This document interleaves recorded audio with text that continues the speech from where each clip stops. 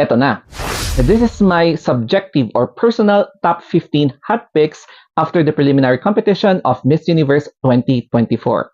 So, are you ready? So disclaimer, this is only my personal bet, my subjective perception as a non-live audience. So let us now begin. Let us begin with Zimbabwe. Upon entering the stage, talagang nabighani ako sa very modest, very professional, and very expensive na eksena niya. Napaka-smooth and talagang very consistent siya ever since the world began na sumali siya sa pageant. And hindi na ako magtataka if matatawag siya sa top 30. Next is Denmark.